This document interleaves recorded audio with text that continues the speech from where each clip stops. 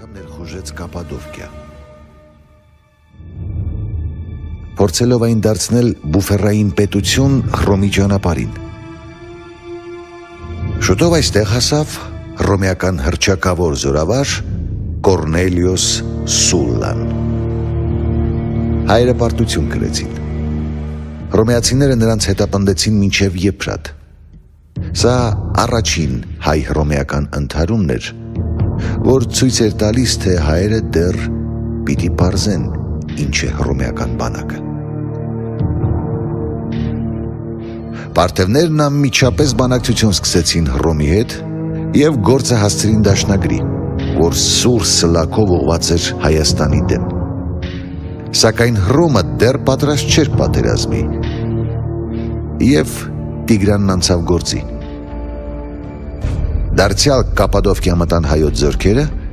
և մեծ քանակությամբ ժողովուրդ վերաբնակեցվեց Հայաստանում։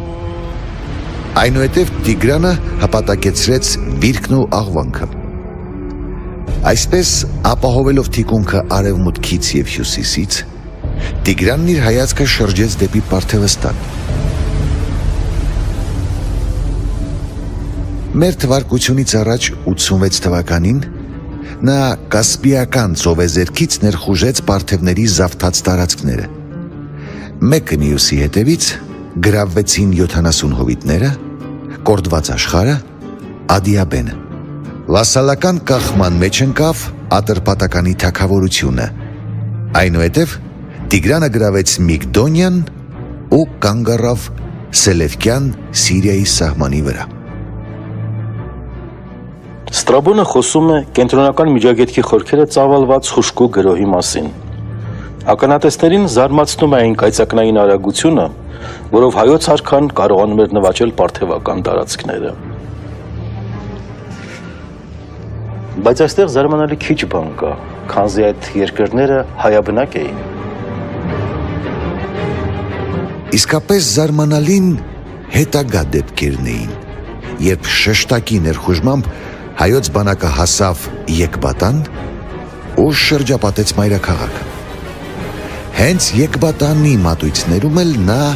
թելադրեց հաշտության իր պայմանները։ Այդուհետ երկար ժամանակներ Պարթևաստանը պիտի բավարարվեր երկրորդական պետության կարգավիճակով։ Պարթևաց թագավորը հրաժարվում էր արքայից արքա տիտղոսից հօգուտ Տիգրանի։ Տիգրանն անցավ Եփրատը և գրավեց Սիրիան ու Պաղեստինը։ Այդ մասին Հուստինոսը գրում է.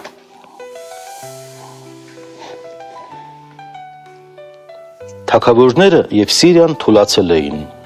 և ժողովուրդը սկսեց իր համար օտարերկրյա թագավորներ որոնել։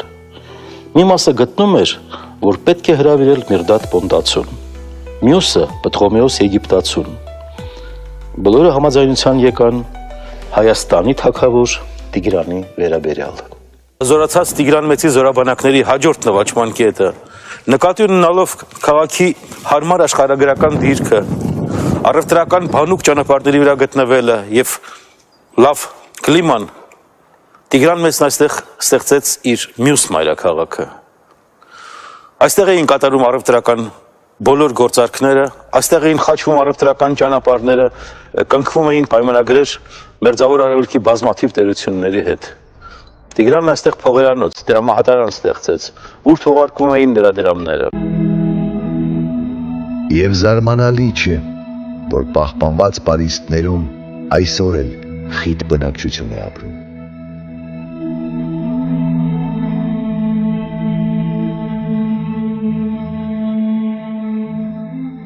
Ագամասարսուր է զգում, հիշելով, որ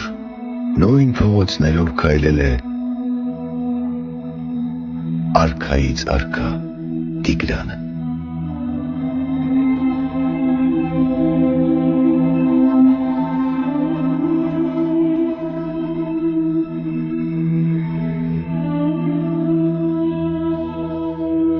Տիգրանը կռիվներով չէր անհանգստացնում մյուսներին, հարևաններին, նշում են հռոմեական պատմիչները։ Եվ այստեղ բացվում է Հայոց արքայի իրական դեմքը։ Նա հին աշխարհի առաջին վեհապետն էր, որ փորձում էր ժողովուրդների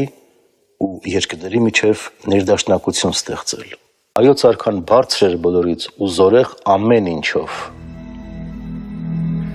Սակայն անձնական կյանքում երևի ամենադժբախտ մարդն էր Տիգրան արքան։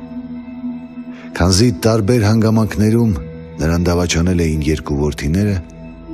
և սպանվել իր հրամանով։ Եվ հիմա էլ այդ բարդ պահին պայթում է երրորդ որդու ապստամբությունը, որը պարտություն կրելով փախչում է Պարթևստան։ Այս բանը վերջնականապես հաստատում էր Տիգրան արքայի կասկածները, որ իր զավակները հրահրվում էին իրենց պապ Միհրդադ Պոնտացու կողմից։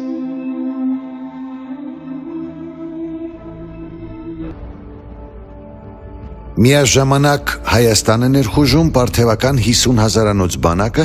որին ուղեկցում էր Տիգրան կրտսերը։ Սակայն վրա հասած հայոց այրուձին գլխովին ջախջախում է ներխուժողներին։ Այսպես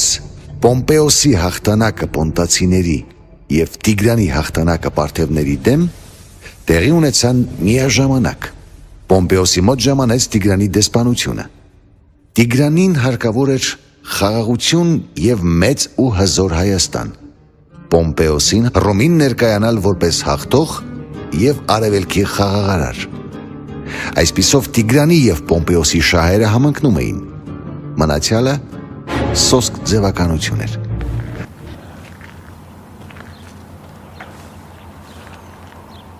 Կովկասյան լեռներից հարավ, Անդրկովկասում, ապրում է մի ժողովուրդ, որ կոչվում է հայ, իսկ իր երկիրը Հայաստան։ Մեր ֆիլմաշարը նվիրված է հայ ժողովրդի պատմությանը։ Մի ժողովրդի, որն ապրում է իր հայրենի հողի վրա արդեն հազարավոր տարիներ։ Մի ժողովրդի, որն առաջինը ընդունեց քրիստոնեությունը և այն հռչակեց պետական կրոն։ Մի ժողովրդի, որի խորհրդանիշ իր սուրբ լեռն է, Արարատը։ Նոյի աղավնին առաջինը ճախրեց Արարատ լեռան հովտում, որ հիմա կոչվում է Արարատյան դաշտավայր։ Մարդիկ այստեղ ապրել են հազարավոր տարիներ, և հենց այստեղ էլ, այս սուրբ լեռան հովտում, հայ ժողովուրդը կառուցել է բազմաթիվ մայրաքաղաքներ։ Ինչպիսին էր այս տեղանքը միլիոն տարի առաջ։ Այս լեռան լանջին գտնվում էին բացօթյա կայաններ, ուր ապրում էին մարդիկ։ Այցելենք այդպիսի մի բնակավայր և լսենք քարերի պատմությունը։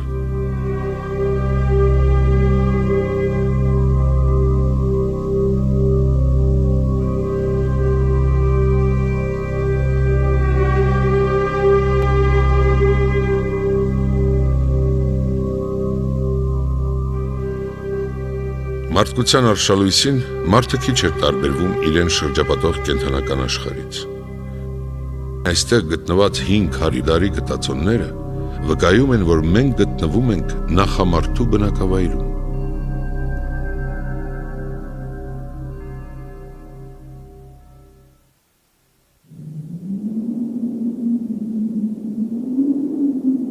Նրանք ապրել են մի քանի տասնյակի հասնող ոչ մեծ խմբերով, չեն ունեցել հագուստ, կերել են այն, ինչ նրանց մատչելի է եղել։ Առաջին գործիքները նախամարդը պատրաստել է փայտից, ոսկրից և քարից։ Հետագայում նաև օբսիդիանից։ Բնական է, որ փայտը դարերի ընթացքում քայքայվել է և մեզ չի հասել։ Նախնադարյան մարդն անմշակ քարի բեկորներով կտրատել է որսի միսը, հում վիճակում կերել, հետո ըստ երևույթին տեղավորվել այս քարերի վրա և քնել։ Այս փոքրիկ քարանձավը հավանաբար ծառայել է որպես թաքստոց։ Այսպես ապրել է նախնադարյան մարդը 100 հազարավոր տարիներ։ Ժամանակները փոխվեցին, սկսվեցին սառնամանիքները։ Մարդիկ փորձեցին ցրտերից պատասպարվելու համար ավելի հարմար բնակավայրեր գտնել։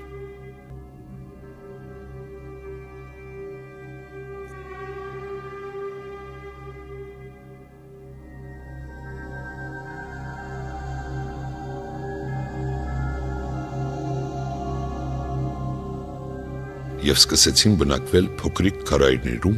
և ժայռախոռոչներում։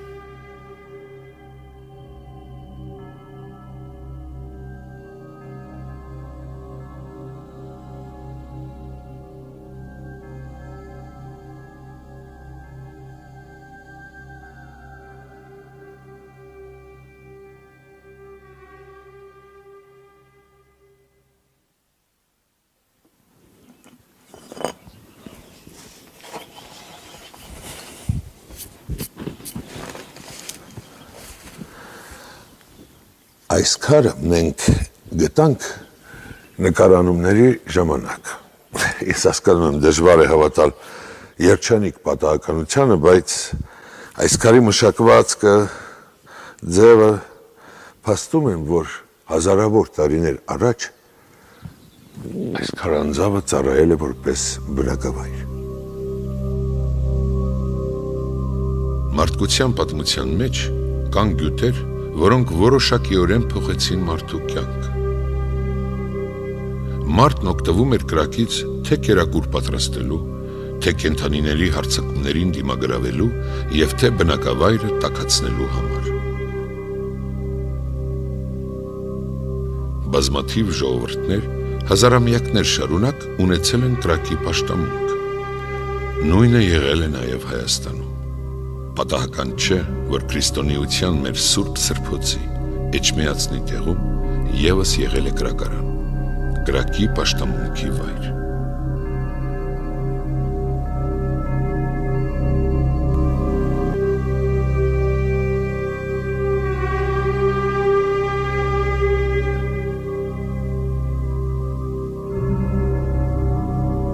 Առաջին զենք, որն օգտագործեց մարդը որսի ժամանակ, փայտե հաստ մահակն էր։ Այնուհետև, որպես նիզակ սկսեցին օգտագործել ծառի սրածայր ճյուղեր։ Միայն հազարամյակներ անց մարդը ստեղծեց նետն ու աղեղը, որոնք դարերի ընթացքում կատարելագործվելով դարձան բացառիկ կարևոր զենքեր։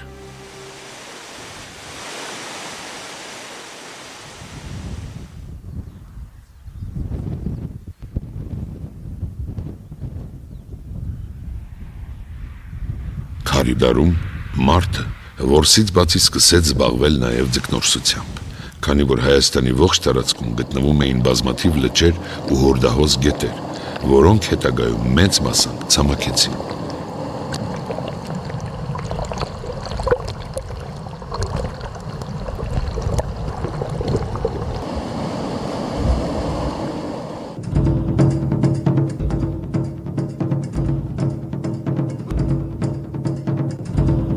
Հետագայում նախնադրյան մարդը սկսեց որսալ նաև արջ, ռնգեղջյուր և փիղ։ Ահա այդ ժամանակ էլ մարդը մի նոր գյուտ արեց՝ ծուղակը։ Մարդիկ բնական խորը փոսերը ծածկում էին ճյուղերով ու խոտով և կենդանիներին աղմուկ աղաղակով քշում դեպի ծուղակը։ Ծուղակն ընկած կենդանուն սպանում էին քարերով և փայտերով։ Այս հնագույն փղին գիտնականներն անվանում են մամոնտ։ Տեսնում եք այս մամոնտի կմախքը, հավանաբար նա էլ էր ծուղակն ընկել և դարձել կերակուր։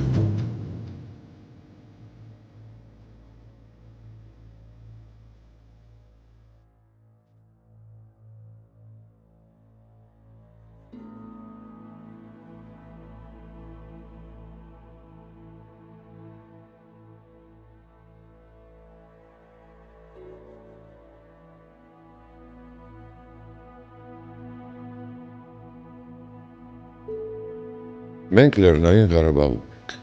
հրաշքներով հարուստ մի երկիր, որ մեզ շատ անակնկալներ է սպասում։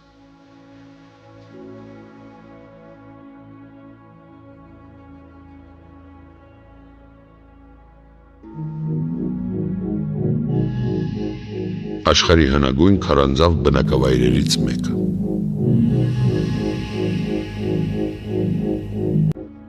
Թեև տանտերերը մեզ չեն հրավիրել, եւ երևի տանն էլ չեն, բայց մտնեք ներս։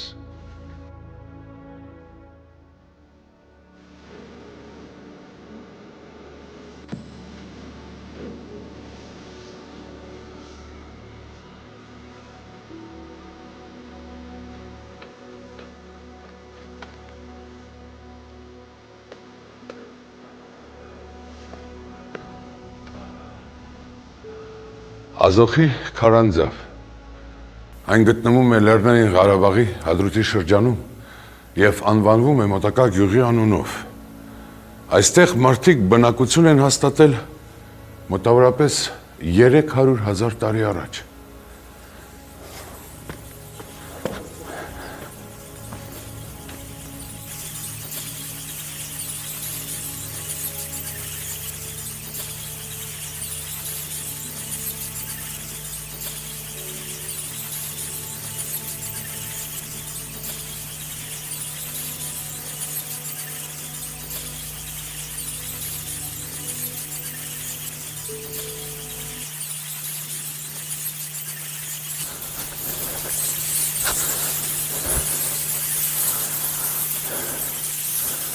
Ես գտնվում եմ Ազոխի քարանձավի 4 դահլիճներից մեկում, ուր ինձ դիմավորեց չղջիկների ամբոխը եւ փիղ հիշեցնող այս քանդակը, որը քանդակել է ինքը բնությունը։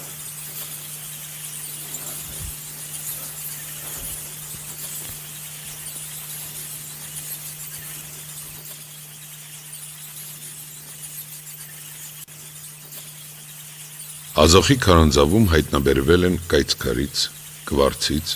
բազալտից պատրաստված գործիքներ, ինչպես նաև կենդանիների մանրացված ոսկորներ։ 300,000 տարի առաջ այս քարանձավում ապրած մարդուն գիտնականները կոչում են նեանդերթալցի։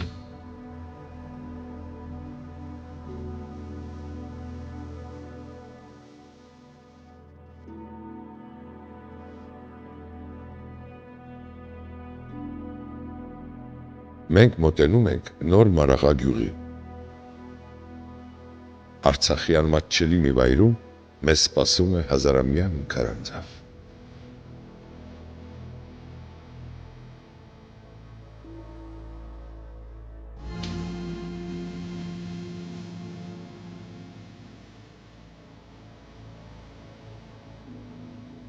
Սյունյաց աշխարհում կա մի գյուղ, որի նմանը դժվար թե գտնվի, շուտով կհամոզվեք ինքներդ։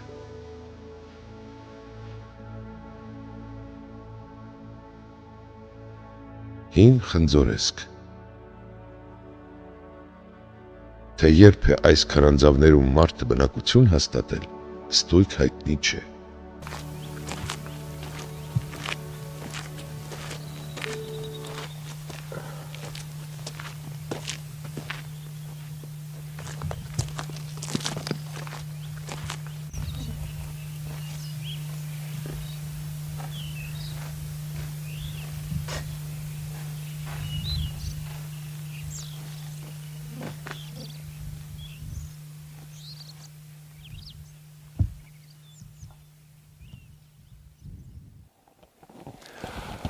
Մեծամոր գետի մոտ Տարոնիկ գյուղից ոչ հեռու հայտնաբերված այս ամրոցը կոչվեց Մեծամոր գետի անունով, քանի որ այս հնավայրի բուն անունը հայտնի չէ։ Այս ամրոցը կառուցվել է Քրիստոսի ծնունդից առաջ 4-րդ հազարամյակում։ Այստեղ մարդը բնակվել է հազարավոր տարիներ շարունակ, մինչև ուշ միջնադար։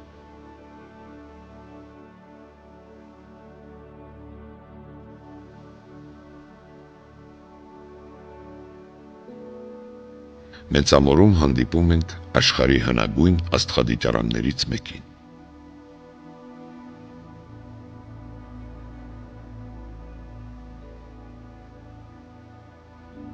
Անշուշտ այն բոլորովին նման չէ ներկայիս աստղադիտարաններին, սակայն այն է շատ ուշագրավ է, քանի որ այստեղից դիտել են երկինքը եւ տեսել Սիրիուսի ծագումը։ Մեծամորում հանդիպում ենք ուշագրավ մի մետաղաձուլարանի, Քանի որ այն քիչ ավելի ուշ է կառուցվել, մենք նրա մասին կխոսենք մեր հաջորդ ֆիլմում։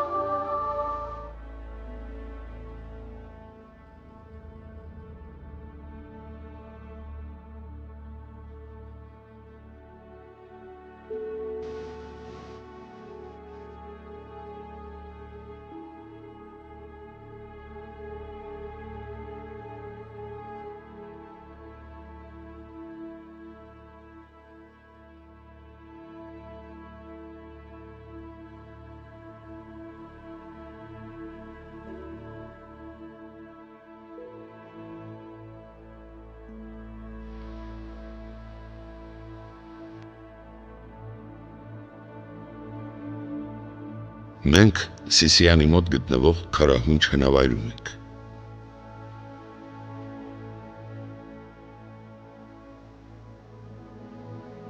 Տեսնում եք այս քարերը։ Դրանց զգալի մասը անցքեր ունեն։ Ոմանք սա համարել են անգլիական Սթոունհենջի նույնատիպ աստղադիտարանի նախատիպը։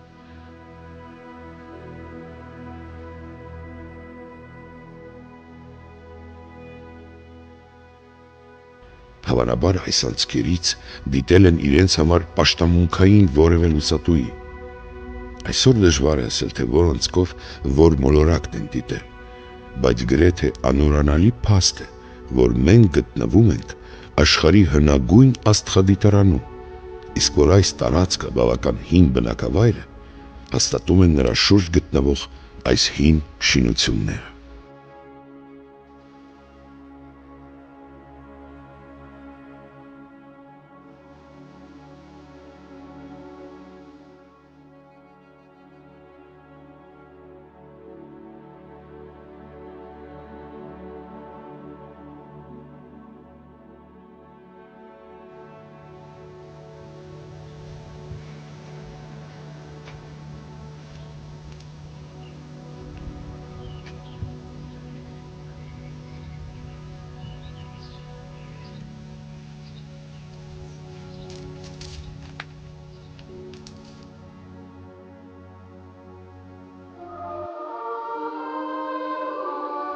Մեծածավալ քարերով առանց շաղաղի կառուցվում էին հսկա պարիսպներ,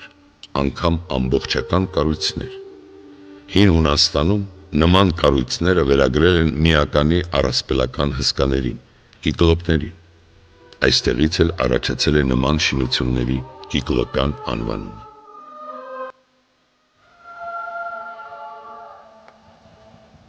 Նայելով այս պատին, մեզ մնում է միայն զարմանալ, ինչպես են մարդիկ հազարավոր տարիներ առաջ այս հսկայական քարերից բնակավայրեր կառուցել։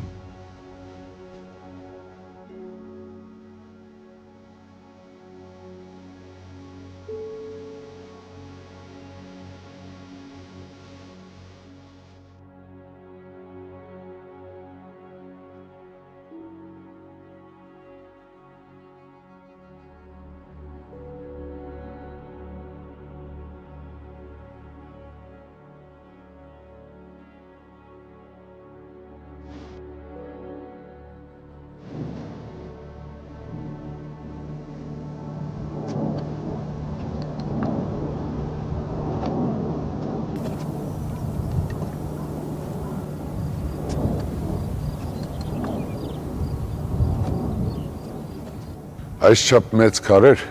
հազվադեպ են հանդիպում նույնիսկ կիկլոպյան ամրոցներում։ Այս բնակավայրը մենք գտանք Կարմիր բերդում, Երևանից ոչ այնքան հեռու Զովունի գյուղի մոտ։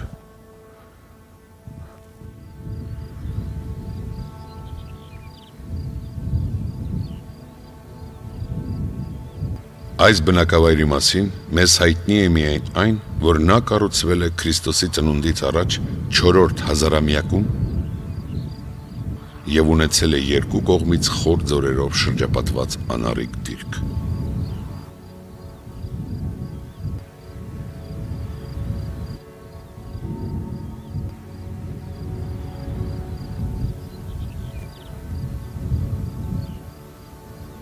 Հազարավոր տարիներ առաջ Գեղամա լեռների գրկում փայլում էր մի հրաշք լիճ, Սևանը։ Նրա կողքին կային ամրոցներ եւ այլ բնակավայրեր։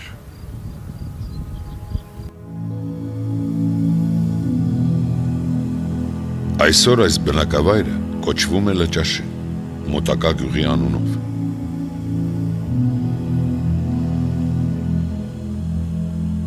Տեսնում եք, քարերը սպիտակ են։ Դա ապացույց է, որ այս վայրերը ծածկված են եղել ջրով։ Այս ամրոցին ևս բնորոշ են եղել կիկլոպյան կառույցները։ Ցավոք, շատ քիչ բան է կանգուն մնացել։ Միայն պատերի առանձին մնացորդներ, սակայն դրանք էլ վկայում են, որ ամրոցն ունեցել է հսկայական ծավալներ։ Լսում եք քամուձայինը։ Այս ճանապարհով այսօր միայն քամին է անցնում։ Իսկ հազարամյակներ առաջ այս հողը տնկացել է ձիերի թոփյուններից եւ սայլերի ճռնչից։ Լսվել են մարդկանց կանչերը ու ծիծաղը։ Այստեղ կյանք է եղել։ Իսկ այսօր,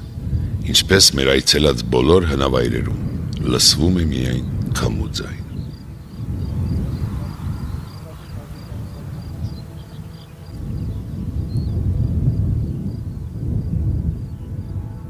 Հիմա մենք Լճաշենի դամբարանադաշտում ենք։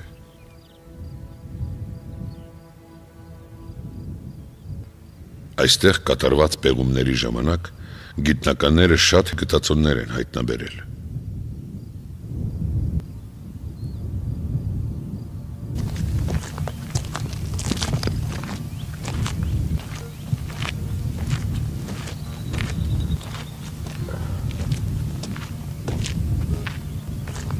Ահա այս ճանապարհով քայլել են մարդիկ հուղարկավորության ժամանակ։ Նրանք Լճաշենից շարժվել են դեպի Թաղման սրահ։ Հավանաբար ճանապարհին այստեղ էլ կատարվել են ծիսական արարողություններ։ Այս սայլի մեջ դրել են առաջնորդի դին, հանդերձալ կյանքում իրեն անհրաժեշտ իրերով եւ տեղափոխել Թաղման սրահ։ Իդեպ Լճաշենի ամրոցում Թաղման սրահները կառուցվել են մոտավորապես 3.5 տոննա կշռող ժայռաբեկորներից։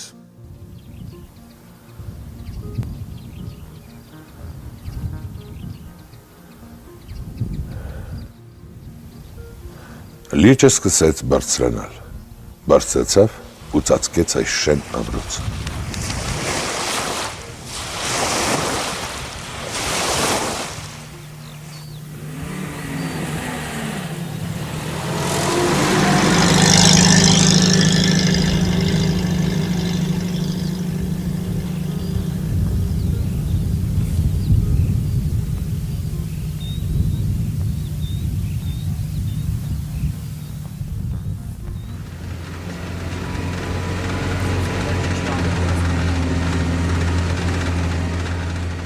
Մենք մոտենում ենք Ուխտասարին, որ մեզ սպասում են ժայռապատկերները։ Դժվար է այս ճանապարհով բարձրանալ ավելի քան 3000 մետր, բայց այն հրաշալիքները, որ մեզ սպասում են, հաղթահարելի են դարձնում բոլոր դժվարությունները։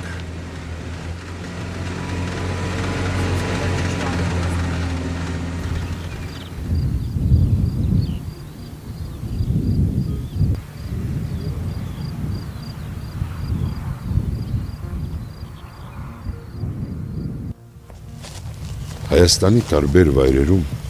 Գեղամա լեռներում, Ուխտասարում եւ այլուր գտնվում են բազմաթիվ ժայռապատկերներ։ Հնարավոր չէ ներկայացնել բոլորը, դրանք շատ են։ Ժայռապատկերներ, բացառիկ արժեք ներկայացնող մի երևույթ, որն ինչ-որ չափով կարելի է համարել նախնադարյան մարդու կողմից ստեղծված պատկերագիր հանրագիտարան։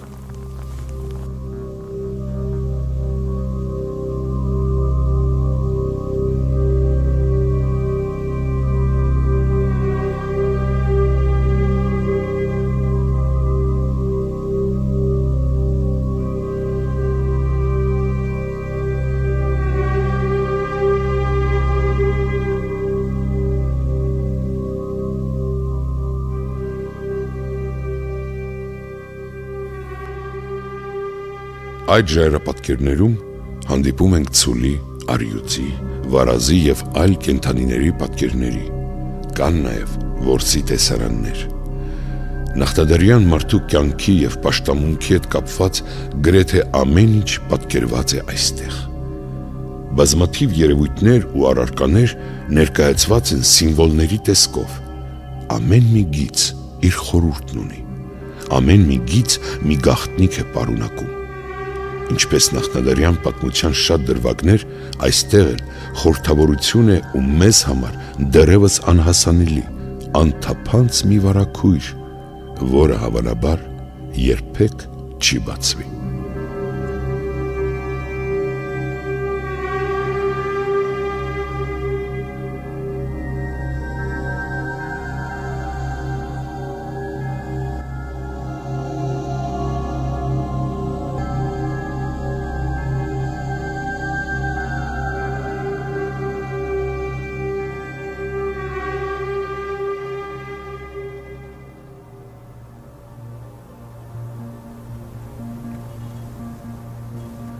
Մենք ավարտեցինք Հայաստանի քարիդարի պատմությունը։ Հաջորդ ֆիլմում մենք կպատմենք արդեն Միտանի և Հայասապետությունների, Նայերի երկրի, Վանի թագավորության և իհարկե մեր այսօրվա մայրաքաղաք Երևան, Էրեբունու պատմությունները։